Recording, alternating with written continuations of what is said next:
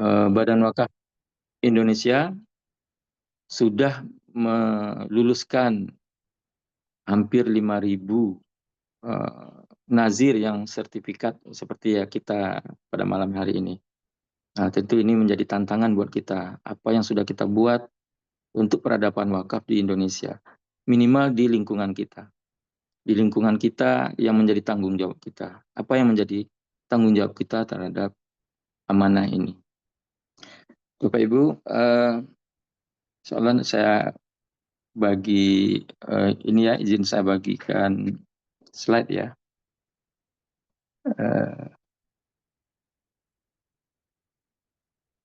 Izin saya agak ini.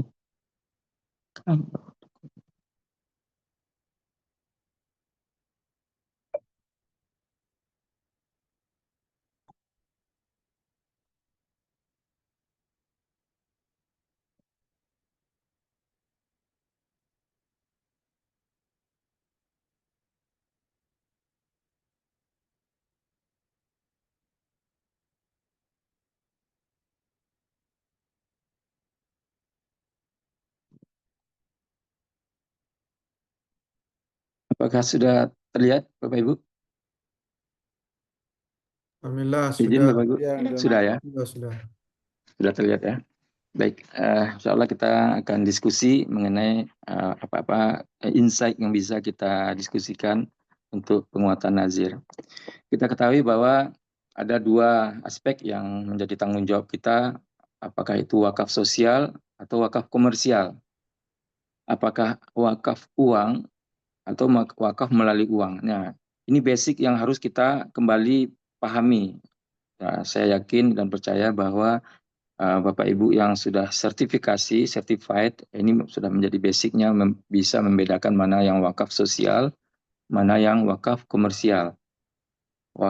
Mana yang wakaf uang, mana yang wakaf melalui uang. Nah, ini basic yang harus kita pahami ya, bahwa wakaf uang adalah harta wakafnya adalah uang itu sendiri. Nah, kalau wakaf melalui uang,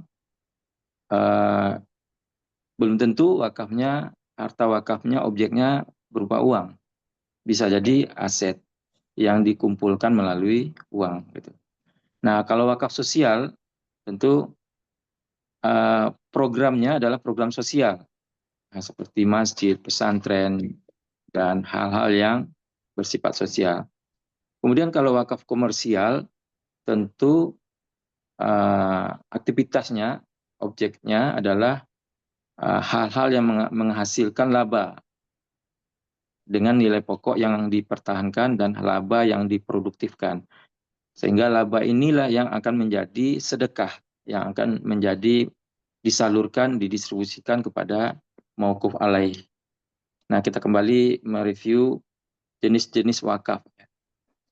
Jenis-jenis wakaf kita kategorikan objeknya, ada wakaf bergerak, ada wakaf tidak bergerak, ada wakaf yang sifatnya aset bergerak selain uang. Kemudian untuk funding atau menghimpunnya ada melalui materi, ada melalui uang, kemudian ada uang itu sendiri. Kemudian dalam operasionalkannya, itu ada dua, ada yang sifatnya ubasyir, inilah yang disebut dengan wakaf sosial. Artinya aset wakaf yang bisa langsung digunakan zatnya dan dirasakan manfaatnya untuk sosial. Seperti wakaf masjid, satu masjid diwakafkan, maka manfaatnya langsung dirasakan melalui aset yang dibangun atau masjid itu, atau bangunan sekolah atau sarana-sarana umum. Kemudian kalau wakaf yang jenisnya mistis mari, secara operasional itu harus dikelola dahulu, terutama wakaf uang. Nah, bisa jadi juga wakaf aset yang dikelola dahulu, contohnya tanah, hamparan tanah, ya kalau tidak dikelola tidak menghasilkan. Tergantung ikrar wakafnya apakah itu wakaf sosial atau wakaf komersial. Nah, kalau wakaf sosial tentu menghimpun untuk membangun sesuatu di atas tanah itu tentu kita menghimpun wakaf kembali dengan wakaf melalui uang. Tetapi kalau kita membangun di atas tanah itu aspek komersial, misalnya membangun pabrik, membangun ruko untuk disewakan atau membangun apa saja yang sifatnya komersial, tentu kita bisa menghimpun uang untuk modal, wakaf uang, ataupun wakaf melalui uang. Wakaf melalui uang untuk aset usaha yang sifat valuasi asetnya adalah aset usaha yang akan diproduktifkan menjadi laba yang akan dimanfaatkan untuk mauquf alaih. Kemudian segi jangka waktu wakaf itu sendiri ada mu'abbad dan mu'aqqad. Mu'abbad untuk selama-lamanya. Dan ini adalah dasar utamanya wakaf. Kalau mu'aqqad temporer.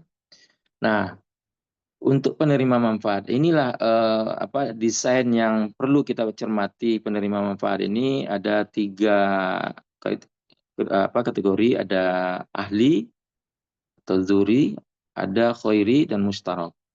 Nah, apabila kita dalam wakaf komersial itu kecenderungannya adalah di wakaf mustarok.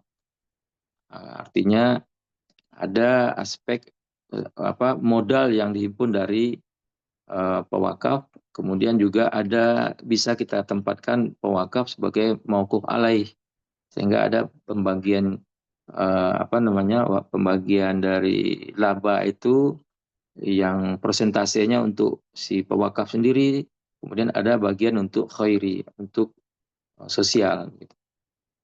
Nah, kita kembali melihat unsur wakaf pada pasal 6 Undang-Undang Nomor 41 tahun 2004. Nah, ini harus kita pahami dalam setiap transaksi wakaf kita. Perlu kita pahami bahwa wakaf itu secara konkret bisa terlaksana secara legal dan sah apabila memenuhi unsur yang 6 ini. Yang pertama wakif, siapa wakifnya, kemudian nazir tentu nazir yang berkompeten. Dan apa objek wakafnya, harta benda wakafnya, ini harus jelas gitu. Kemudian ikrar wakafnya. Nah, di ikrar wakaf itu harus tercantum dengan jelas siapa wakifnya, siapa nazirnya, apa peruntukannya, kemudian siapa penerima manfaatnya atau mauquf alaihnya, peruntukannya, mauquf alaihnya, kemudian juga tentang jangka waktu. Jangka waktunya apakah selamanya mu'abbad atau mu'aqqad. Kalau wakaf uang, tentu kita lihat di peraturan BWI, wakaf uang itu minimal 1 juta dan masa terminimalnya adalah di 1 tahun. Kalau wakaf itu temporer, tapi sebaiknya wakaf itu kita arahkan untuk mu'abbad ya.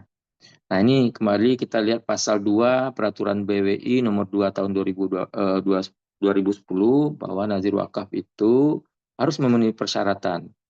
Memiliki kompetensi dan pengelolaan keuangan yang mencakup pengetahuan bidang keuangan syariah, kemampuan mengelola keuangan, dan pengalaman di bidang pengelolaan keuangan. Nah, ini sangat basic sekali. Harus kompetensi ini yang dikuasai oleh seorang nazir atau lembaga nazir wakaf yang bersertifikat. Kemudian memiliki kemampuan pengalaman dalam pemberdayaan ekonomi umat. Memiliki komitmen tinggi untuk mengembangkan wakaf uang, memiliki komitmen terhadap pengembangan operasional nazir, wakaf uang yang sehat, transparan, dan akuntabel. Kemudian memiliki dukungan kerjasama dengan manajer investasi sesuai dengan ketentuan undang-undang pasar modal apabila kita berinvestasi di pasar modal, tentu pasar modal syariah ya. Nah, ada 7 prinsip mengelola wakaf yang perlu kita pahami dan perlu kita menjadi dasar untuk kita sebagai guidance kita, yaitu yang pertama aman secara syar'i. Nah, ini prinsipnya. Artinya aman secara syar'i, kita tentu harus merujuk kepada syariat, merujuk kepada aturan-aturan yang sudah ditetapkan oleh syariat, di mana pengelolaan harus dikelola secara syariah, kemudian kita harus melihat kepada rujukan-rujukan secara kiasi dan istihadi dan jumhur para ulama yang kita tentu dalam melaksanakan aman secara syar'i ini akan dimintai pertanggungjawabannya kelak insya Allah kepada kita yang mengelola untuk sesuai dengan rujukan syariah. Kemudian aman secara regulasi, itu akan kita penuhi juga hukum-hukum positif yang sesuai dengan rujukan undang-undang yang berlaku, di mana saat ini undang-undang yang berlaku adalah Undang-Undang Nomor 41 Tahun 2004, kemudian peraturan pelaksanaan pada Nomor 42 Tahun 2006, kemudian peraturan Menteri Agama dan peraturan PWI dan lainnya. Kemudian kalau bersifat investasi tentunya juga aman secara investasi. Walaupun secara sosial pun harus aman juga secara investasi sosial gitu. Apalagi investasi bersifat komersial.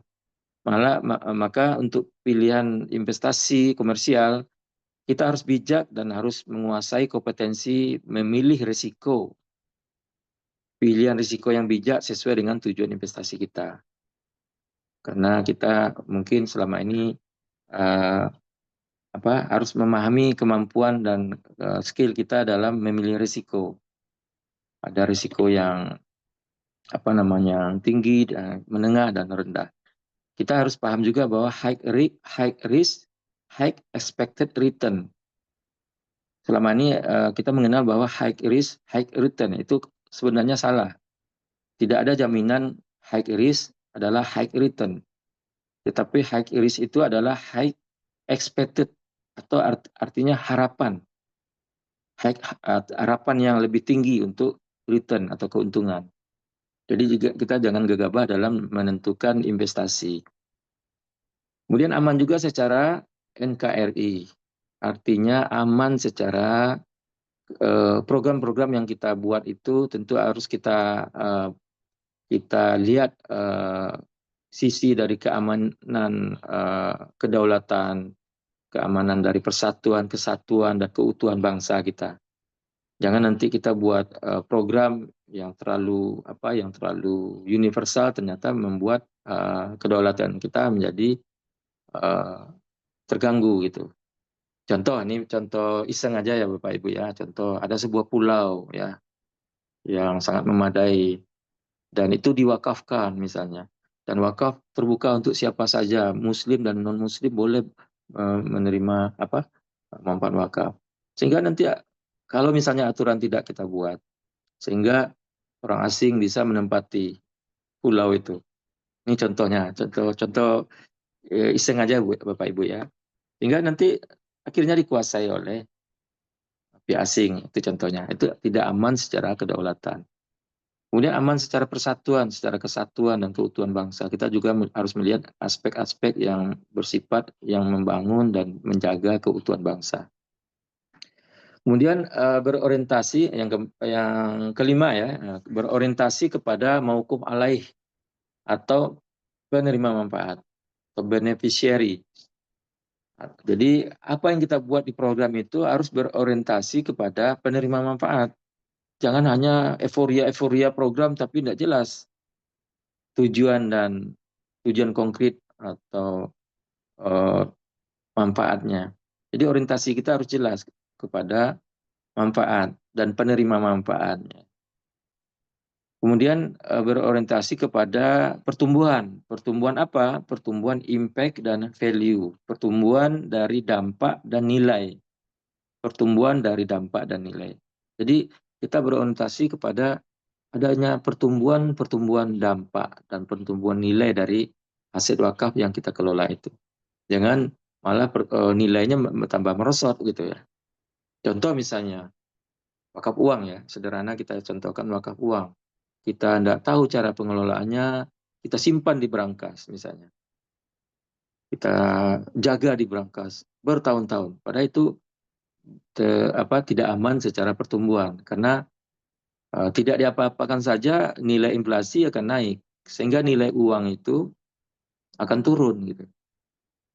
Secara nominal mungkin angkanya masih tetap angka uang itu, tetapi secara nominal, secara nilai itu akan menurun. Nah, jadi harus ada pertumbuhan. Nah, itulah makanya tantangannya bagi pengelola pengelola wakaf uang adalah bagaimana nilai dari aset uang itu bertumbuh. Untuk menumbuhkan uang, tentu satu-satu jalannya diinvestasikan, baik sektor real ataupun sektor non-real. Kemudian yang terakhir, yang ketujuh, adalah berorientasi kepada keberlanjutan dan keabadian atau sustainability dan eternity. Jadi harus ada aspek orientasinya kepada keberlanjutan. Jangan hanya sporadis. Jangan hanya buat program, apalagi investasi yang cuman usia programnya hanya setahun 2 tahun, kemudian usaha itu sudah tidak ada lagi. Apalagi kalau bangkrut, itu sudah berlawanan sekali dengan sustainability dan eternity itu. Jadi bagaimana usaha atau investasi wakaf tadi sustain, berkelanjutan, bahkan berkeabadian gitu. Nah, inilah 7 prinsip yang harus dimiliki, dipahami oleh para nazir pengelola wakaf. Nah, kalau kita bicara soal bagaimana mengelola wakaf uang, maka prosesnya itu adalah melalui pertama funding, menghimpun uangnya, kemudian investing itu diinvestasikan, apakah investasinya sektor real atau yang bukan real, sektor keuangan. Kemudian operating kalau sektor real itu bagaimana mengoperasikannya. Kemudian dari operasi tadi menghasilkan earning itu laba atau dividen. Nah, seberapa mampu kita memproduksi, mengenerate laba dari operating tadi.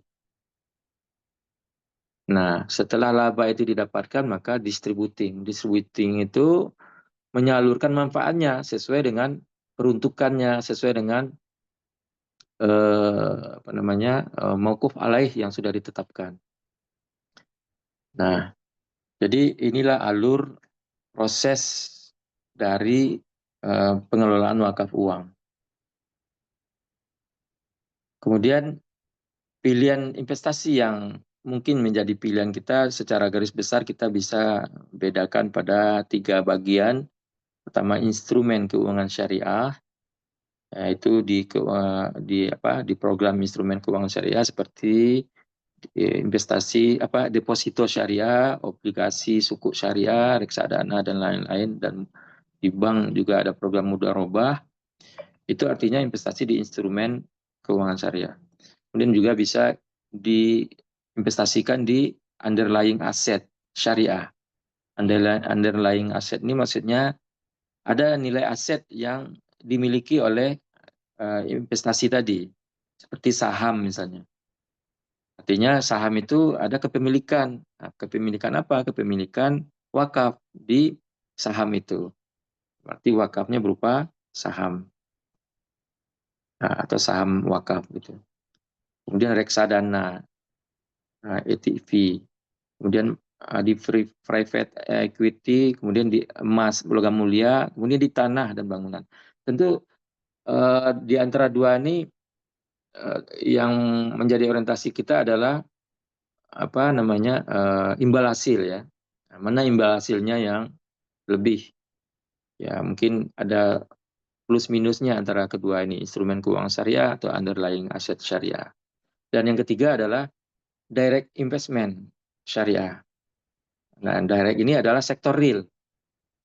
Sektor real ini ya contohnya di private firm atau usaha private gitu ya, seperti industri makanan halal, UMKM, kemudian rumah makan, minimarket, toko bakery ya, contohnya di Rote Bakery ini contohnya ya.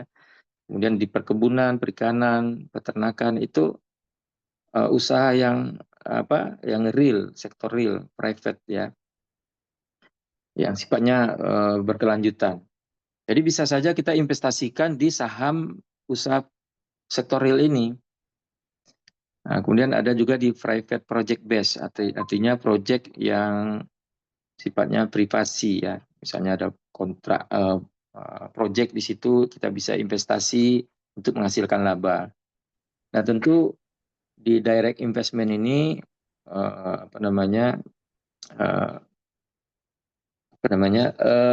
risikonya lebih tinggi. Nah, tentu dari 3 pilihan ini tentu berbeda tingkat risikonya. Nah, tentu kita akan bisa menentukan pilihan risiko mana yang mungkin bisa kita ambil. Nah, ini contoh-contoh akad investasi syariah yang bisa kita lakukan, link opsional ya, dari skema mudharabah, skema musyarakah, skema murabahah, itisna, ijarah, salam, dan qardul hasan misalnya. Nah, ini skema-skema syariah yang bisa kita lakukan kerjasama dengan pihak pengelola bisnis, baik private firm, project based securities, kemudian equity securities. Nah, kemudian di antara ini tentu kita bisa pilih mana yang kira-kira yang resikonya masih bisa kita ambil gitu ya. Pilihan risiko harus kita tentukan, jangan ujuk-ujuk kita ataupun ikut-ikutan gitu ya. Kita harus pahami dulu masing-masing dari poin-poin ini, risikonya mana yang tinggi dan mana yang bisa kita kelola gitu ya. Nah, ini yang perlu kita pahami juga dalam bisnis syariah itu harus memenuhi. Jadi dalam memilih mitra kerja investasi kita harus pahami bahwa usaha itu atau bisnis itu sudah memiliki terhindar dari aktivitas-aktivitas yang tidak syariah, yang kita singkatkan dengan maghrib, big night. Ada maisir, ada goror, ada riba, ada bai al-muttar, ada ikrah, dan lain-lain ya. Jadi ini nanti bisa, soalnya nanti slide ini bisa saya bagikan melalui moderator untuk bisa kita kembali review kembali. Nah, ini kemaslahatan yang saya sampaikan tadi, bahwa kemaslahatan wakaf ini adalah kemaslahatan dunia dan akhirat. Dan kalau kita dalam pengelolaan wakaf uang, Islamic finance, kita tentunya di social Islamic finance ya, zakat, wakaf, zakat, infak, sedekah, wakaf adalah social Islamic finance. Kemudian kalau bank syariah itu adalah Islamic bank. Nah, antara wakaf bisa bersinergi dengan commercial finance atau Islamic bank dalam program-programnya, baik dalam program instrumen keuangan syariah. Tentu dalam pengelolaan wakaf itu kita dalam rangka meningkatkan nilai value creation. Jadi ada sinergi pengelolaan yang baik, impact manfaat yang maksimal untuk membangun ekonomi dan sosial. Nah, ini harus kita pahami dalam pembagian dividen dari hasil wakaf komersial, wakaf investment. Jadi kalau kita merujuk kepada pasal 23 Peraturan BWI nomor 1 tahun 2020, kita bisa lihat bahwa dari keuntungan laba yang kita kelola dari aset wakaf tadi, minimal untuk mauquf alaih itu adalah di angka 50% minimal. Mauquf alaihnya 50%. Dan mauquf alaih ini bisa apakah zuriyat saja atau khairi saja atau campuran. Kalau campuran menjadi mustarab ya. Berapa persen antara ahli dan khairi. Kemudian ada ketetapan bahwa nazir pengelola itu ada haknya maksimal di angka 10%. Maksimal ya, tidak boleh lebih dari 10%. Di bawah itu boleh. Kalau mampu ya, kalau sanggup ya. Kemudian risk management dan reinvestment itu maksimal di angka 40%. Jadi kalau dalam ilmu corporate finance itu reinvestment atau risk management ini disebut juga dengan istilah laba yang ditahan. Jadi jangan semua dari hasil laba wakaf itu dibagikan, jangan semua. Karena kita harus bermitigasi resiko juga untuk masa depan. ada lumbung yang kita siapkan untuk menanggung risiko di masa depan. Nah, mungkin untuk risk management dan reinvestment ini di saat belum kita kelola, bisa kita tempatkan di deposito syariah atau ya itu di rekening bank syariah ya. Nah, nanti sehingga angkanya bisa memberikan dampak kepada mitigasi risiko. Dan kalau mitigasi risikonya sangat minim, maka sisanya bisa kita jadikan reinvestment untuk membangun pertumbuhan. Nah, ini harus juga kita pahami sebagai para nazir. Nah, apalagi nazir yang sudah bersertifikat, yang artinya kita sudah punya tanggung jawab untuk mengembangkan peradaban wakaf. Kita harus betul-betul, pertama kita harus betul-betul menguatkan literasi dan narasi. Nah, kita jangan hanya selanjutnya jangan hanya di tataran narasi, jangan hanya di tataran literasi, tidak bergerak-gerak kita, jalan di tempat, kita sibuk, habis waktu, effort hanya di narasi-narasi dan literasi saja. Itu juga tidak produktif. Maka kita harus mau melakukan inisiasi untuk sebuah program yang berdampak, yang sustainability. Nah, tentu dalam melakukan keputusan untuk investasi tadi harus mempunyai visibility tadi. Jangan hanya ujuk-ujuk atau apalagi euforia. Nah, ini yang bahayanya. Apalagi yang belum punya pengalaman dalam bisnis, tahu-tahu ada uang yang akan dikelola, kemudian dengan begitu euforia seakan-akan ini akan berlaba dan besar pertumbuhannya. Sementara kompetensi belum memadai gitu, dan terlalu banyak dalam tataran euforia gitu. Nah, ini harusnya kita lebih ke substansinya, harus menguasai kompetensi yang harus dimiliki oleh pengelola investasi. Nah, setelah visibility tadi sudah tuntas, maka jangan tunggu lama, harus segera dieksekusi. Nah, apabila kelolaan wakaf ini berjalan dengan baik, ada pertumbuhan, ada manfaat yang konkret, yang jelas bisa dilihat bersama dan dinikmati oleh mauquf alaih, maka ini akan menjadi inspirasi bagi banyak orang, bagi banyak lembaga, bagi banyak komunitas, dan bagi banyak calon wakif yang akan merapat untuk memberikan partisipasinya dalam donasi wakaf. Nah, inspirasi ini bisa dicapai setelah keberhasilan, ya, setelah keberhasilan. Nah, apabila ini sudah berhasil, maka akan mudah kita melakukan sinergi, kolaborasi, kemudian sindikasi antar nazir untuk membangun sebuah proyek yang lebih besar, gitu. Nah, maka dengan terciptanya sinergi, kolaborasi, sindikasi antar nazir, maka akan mudah kita melakukan mobilisasi berbagai sektor. Sehingga setiap apa yang kita buat itu akan menjadi social currency, mata uang sosial. Sehingga nilai-nilai sosial itu menjadi sebuah mata uang yang tumbuh begitu. Kita ketahui bahwa ekonomi itu saat ini berkiblat kepada uang, berkiblat kepada dolar gitu ya. Nah, mudah-mudahan dengan peradaban wakaf ini ekonomi akan berkiblat kepada sektor kolateral. Kolateral itu apa? Ya, aset-aset tentu yang bertumbuh dan sustain gitu. Ya, mudah-mudahan dengan melalui peradaban wakaf inilah kita tumbuhkan kolateral-kolateral milik Allah yang kita kembangkan. Jadi ekonomi itu tumbuh berbasis kolateral, berbasis aset-aset yang tidak hanya uang gitu.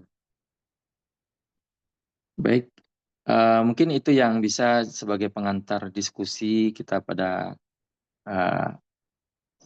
malam ini, dan saya berharap kita ada diskusi yang bisa kita elaborasi sehingga di antara kita semakin menguatkan gitu. Insya Allah nanti selain lepas dari sesi ini, kita bisa melakukan diskusi-diskusi yang lebih lanjut di luar ini. Mungkin ada ngopi-ngopinya atau bikin Zoom-Zoom yang lain sesuai tema begitu. Mungkin barangkali sementara itu Bapak Ibu, silakan kita bisa berdiskusi. Mungkin pengantar diskusi saya demikian. Dipersilakan, saya kembalikan kepada Mbak Melisa. Baik, jazakallah khair Pak Budi atas pemaparan materinya mengenai penguatan kompetensi Nazir. Baik Bapak Ibu, kita buka tanya jawab diskusi. Bagi Bapak Ibu yang ingin bertanya, silakan raise hand. Kita lihat dulu. Atau kalau mau bertanya di kolom chat juga boleh, nanti kita bisa bacakan.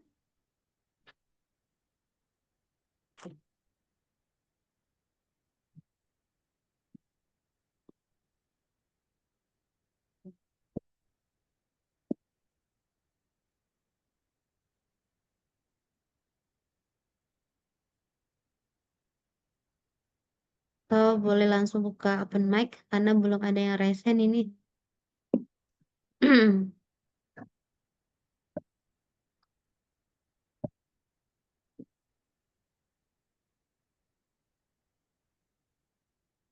Silakan Bapak Ibu, mungkin ada hal-hal yang perlu diskusikan. Mungkin pada skema sharing profit ini dalam pengelolaan wakaf komersial, barangkali ada yang ingin bertanya untuk mendalami, mengelaborasi seperti apa gitu ya. Apakah ada contohnya begitu ya? Contoh yang seperti ini. Boleh Pak, kalau ini apakah ada bentuk portofolio contoh apa ya investasi mudah atau untuk bagi nazir yang baru bersertifikat mau memulai sebuah project misalnya gitu Pak, apakah ada contohnya begitu? Ya, ya mungkin ini memang kalau untuk proyek wakaf produktif ya, yang sektor real mungkin ya, yang sektor real. Kalau sektor yang sektor instrumen keuangan syariah itu contohnya sukuk ya, imbal hasilnya yang kita tunggu. Kemudian, nah memang kalau kita di sektor instrumen keuangan syariah itu memang imbal hasilnya tidak begitu banyak, tetapi soal keamanan dari risiko memang paling tinggi ya.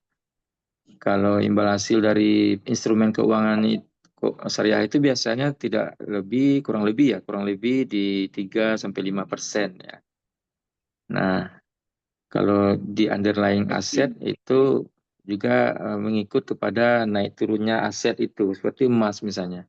Kita beli emas, investasi kepada emas. Sebenarnya terus terang Bapak Ibu, saya mengatakan bahwa kalau kita beli emas untuk mengharapkan ada kenaikan harga, itu sebenarnya bukan, kita sedang tidak melakukan investasi. Itu bukan definisi dari investasi.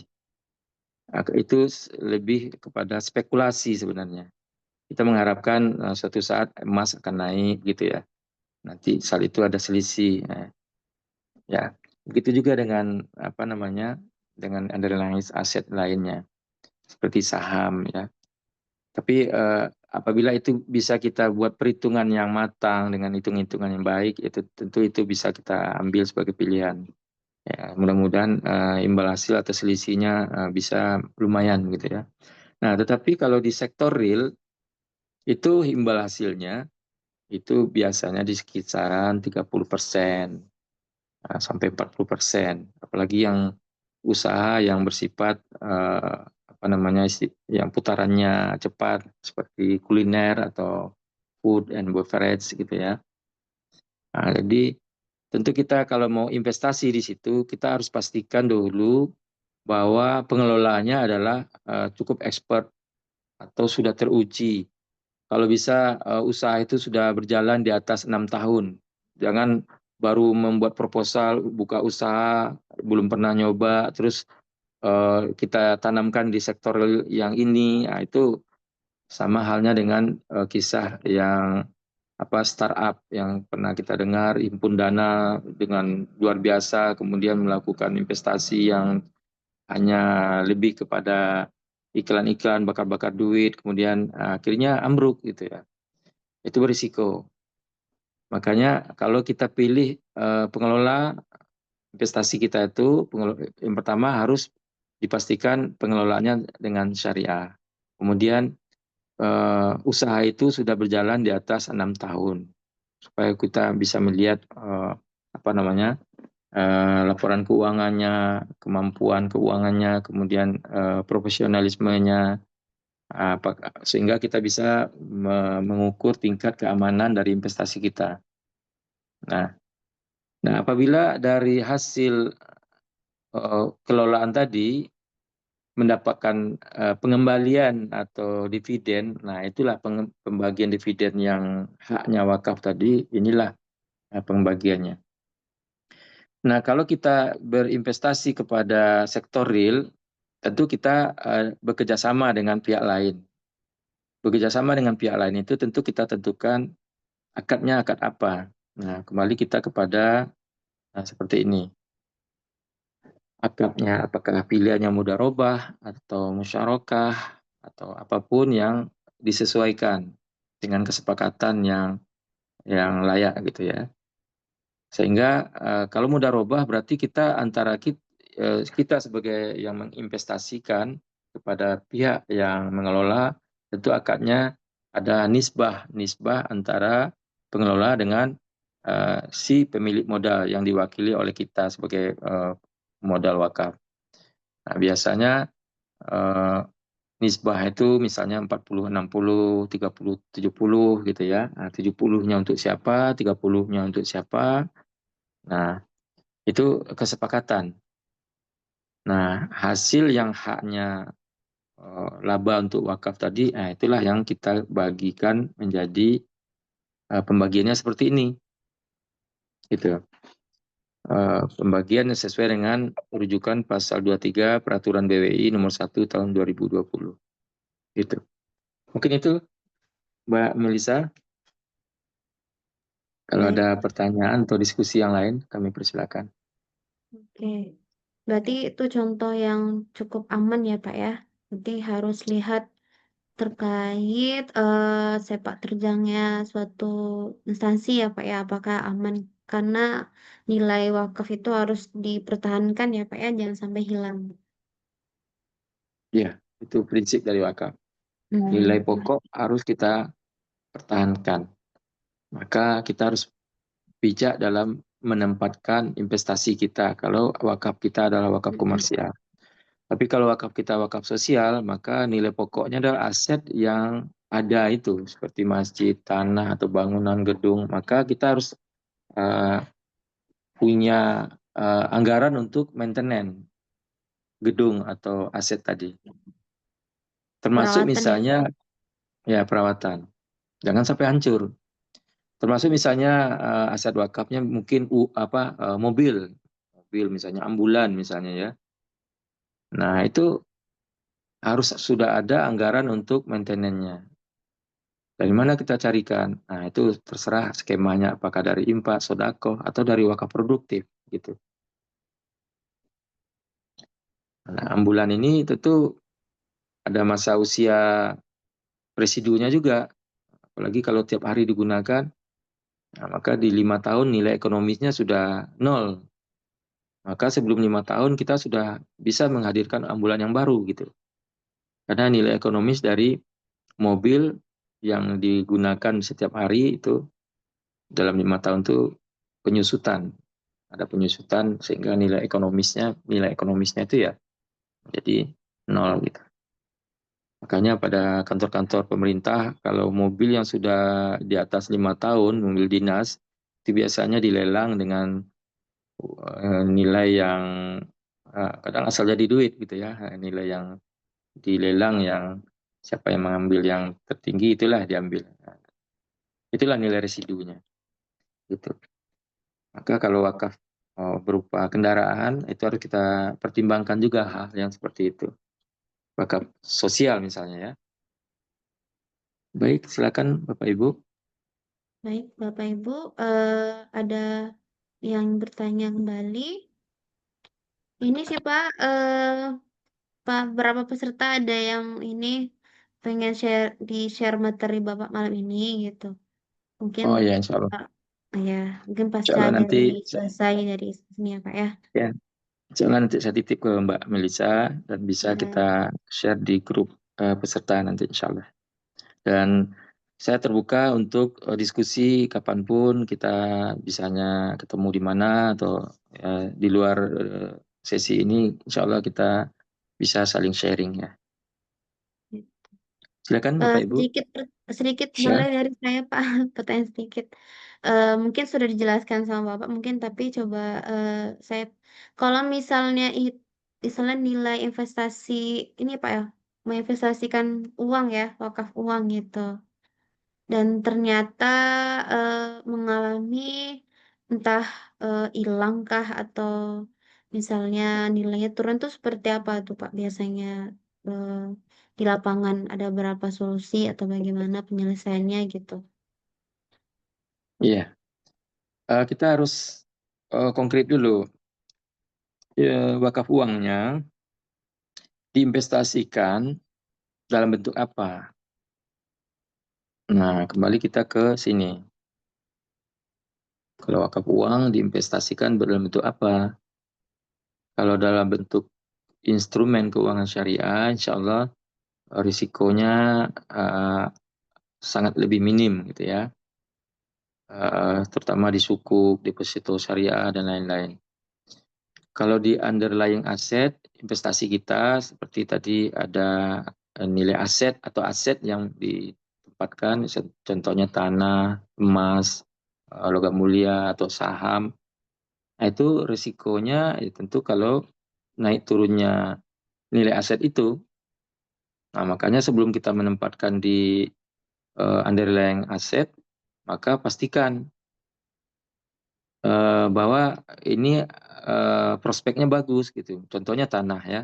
Kalau tanah misalnya itu tentu biasanya nilainya akan naik terus ya. Apalagi tanah itu ternyata menjadi tempat yang lebih ramai dan menjadi pusat kegiatan. Maka nilai tanah akan naik. Maka selisih dari nilai saat kita beli dengan saat nilai valuasinya sudah naik, nah itulah yang menjadi keuntungan kalau dijual. Jadi underlying aset ini berorientasi kepada pertumbuhan valuasi ya. Nah, kalau instrumen keuangan syariah berorientasi kepada imbal hasil. Nah, kalau direct investment, nah ini tentu apakah pilihannya apakah si nazir sendiri yang kelola atau dia bekerja sama dengan pihak lain yang sudah profesional, pihak yang sudah expert di dalam bidang usahanya begitu. Nah, kalau nazir sendiri yang kelola, itu harus pastikan apakah kita sudah punya kompetensi, pengalaman, atau melibatkan orang-orang yang sudah berpengalaman dan berkompetensi. Nah, tentu kalau bisa jangan dimulai dengan angka-angka yang besar kalau si nazir itu sendiri yang kelola. Mulailah dengan angka-angka yang eh, sedang, kemudian kita coba tumbuhkan secara organik bisnisnya, kemudian lakukanlah proses investing tadi, operation usahanya, kemudian uh, upayakan ada laba gitu ya, dan ada nilai yang ditahan, laba yang ditahan. Nah, kalau kita bekerja sama dengan pihak lain, uh, tentukan akadnya, akad apa? Akad tentu akadnya akad syariah, akad apa mudharabah, musyarakah atau akad yang lain, murabahah gitu kan. Nah, tentu akadnya harus jelas gitu. Maka laba yang kita harapkan dari kerjasama tadi adalah laba yang apa yang ditempatkan di nisbah yang kita miliki gitu. Nah, itu. Dan resiko di sektor real ini memang lebih tinggi dari resiko yang lain. Makanya kita harus pilih eh, kerjasama dengan mitra yang sudah profesional gitu. Nah, soal risiko apabila investasi wakaf uang tadi rugi, ya, maka mitigasi risikonya adalah melaksanakan tahapan-tahapannya secara ketat gitu ya. SOP harus ketat, termasuk di mitra kerja kita, mitra investasi kita tadi harus kita pelajari bahwa mitra kita ini betul-betul menjalankan SOP dengan benar gitu, supaya risikonya bisa kita mitigasi. Nah, apabila semua tahapan SOP, aturan, semuanya sudah sempurna kita lakukan, ternyata masih ada risiko, nah itu sudah di luar perhitungan kita. Maka dalam hal ini tentu Nazir sudah bisa tidak menjadi yang harus disalahkan gitu ya. Maka ini dianggap, apalagi itu yang bersifat musibah, bencana alam dan lain-lain gitu ya. Itu risiko yang di luar perhitungan. Karena kalau tidak kita lakukan investasi ini, ibarat kita ya namanya apa namanya melakukan sesuatu, tentu semuanya ada risiko. Nah, tentu risiko itulah yang akan kita minimalkan. Sama halnya dengan kalau kita kuliah misalnya, ya, tentu ada dua risiko, lulus dan tak lulus. Nah, tentu kita harus memastikan kita bisa lulus gitu ya. Nah, kalau kita tak belajar, malas belajar, malah atau tidak ikut ujian, ya tentu risikonya tidak lulus gitu. Tapi kalau semuanya kita lakukan, laksanakan, belajar dengan baik, melakukan tugas-tugas dengan baik, semua yang diminta sudah kita submit, dan tentu kita akan bisa lulus ya itu. Seperti itulah kita dalam melakukan usaha. Kita harus lakukan dengan sempurna semua tahapan, semua SOP, semua aturan yang meminimalkan risiko, sehingga kita bisa terhindar dari risiko. Begitu Mbak Belisa. Silakan Bapak Ibu yang lain mungkin di chat room bisa sampaikan pertanyaan. Kalau bisa kita diskusikan, kita diskusikan. Silakan Bapak Ibu. Kalau misalnya masih belum muncul pertanyaannya, nanti bisa langsung berlanjut ya Pak ya. Nanti kita Ya, juga insya Allah. akan share materi, juga ada yang nanya Ya. ke Bapak juga nih. Insya Allah Pak Budi ada di grup, jadi bisa dihubungi beliau. Oh ya, insya Allah. Ya, juga waktu sudah menunjukkan jam 9:06 nih Pak. Sepertinya Ya, kita cukupkan saja sampai pada malam hari ini. Bagi Bapak Ibu, saya ingatkan kembali untuk mengisi absensi dan juga insya Allah materi akan segera dikirim. Dan bagi Bapak Ibu yang ingin melanjutkan diskusi di luar dari forum ini bisa ini ya Pak ya, melanjutkan di lain waktu. Baik, sebelum menutup ini Pak materinya, boleh berikan closing statement dulu untuk kami para nazir yang sudah bersertifikat, mungkin Mbak ada yang belum project atau program segala macam, bagaimana menyemangati kami gitu. Silakan Pak.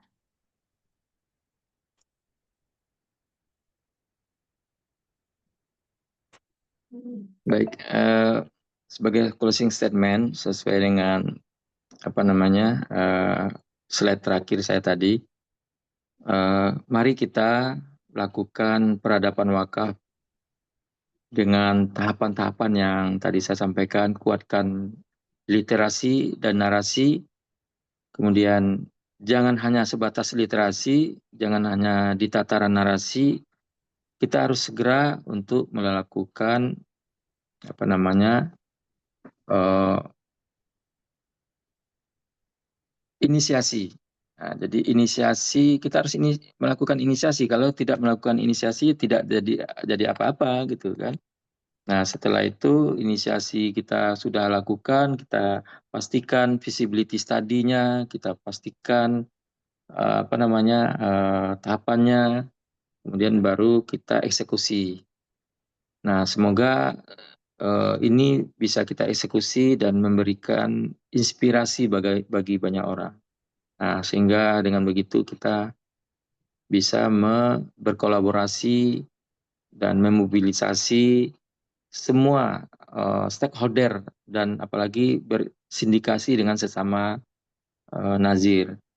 Mudah-mudahan dengan begitu peradaban wakaf bisa kita angkat, kita lakukan bersama-sama, karena peradaban wakaf ini tidak bisa dilakukan oleh hanya beberapa atau seorang atau beberapa lembaga, tapi harus bersinergi dan berkolaborasi kita. Dan tentu saja orientasi kita adalah visi kita dunia dan akhirat. Siapapun yang terlibat dalam berwakaf ini, peradaban wakaf ini adalah bagian dari yang menerima manfaat wakaf dunia dan akhirat dan memperoleh aliran pahala yang mengalir walaupun si pemilik amalan itu sudah wafat. Mudah-mudahan kita menjadi bagian dari penerima amal jariah yang selalu mengalir pahalanya kepada kita walaupun kita sudah wafat. Mungkin itu untuk memotivasi kita semua dan bermanfaat. Lebih dan kurang saya mohon maaf. Kalau ada yang benar adalah datangnya dari Allah, kalau yang tidak tepat adalah datangnya dari saya sendiri. Mohon maaf. Bila taufiq wa hidayah. Assalamualaikum warahmatullahi wabarakatuh. Waalaikumsalam Waalaikumsalam warahmatullahi warahmatullahi wabarakatuh. wabarakatuh. Baik, terima kasih Pak Budi atas pemaparan materinya dan closing statement-nya.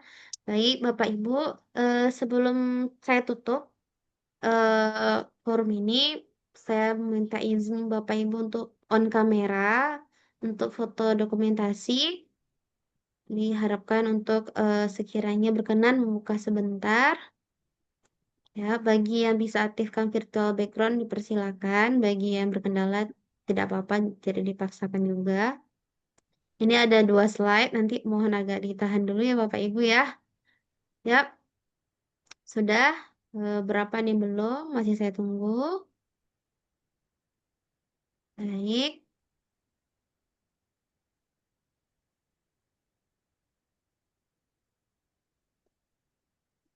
Sudah semua? Oke, ini saya mulai ya Bapak Ibu ya. Ada 2 slide, tadi agak mohon tunggu sebentar. Tahan dulu. Standby, 1, 2, 3.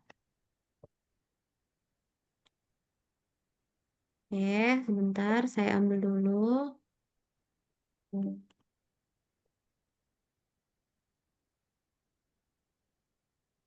Sekali lagi Bapak Ibu, untuk slide berikutnya. Oke, stepnya 1, 2, 3.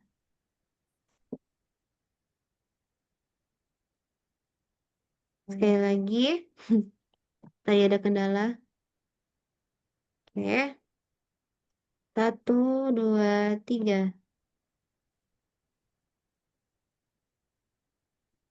Oke.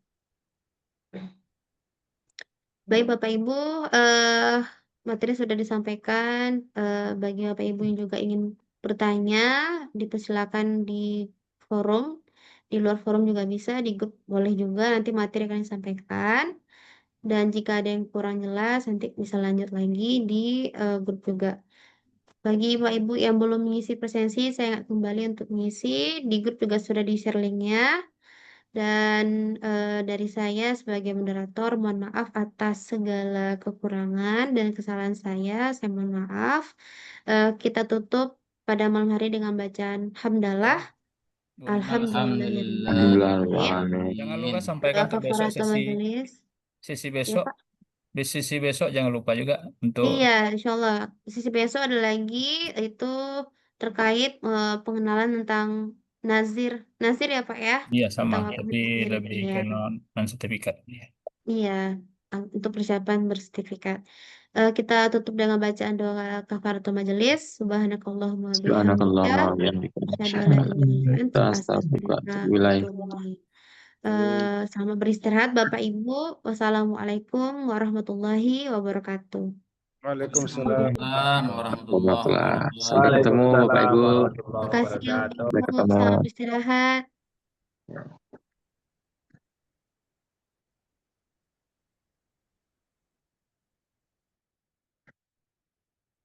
wabarakatuh.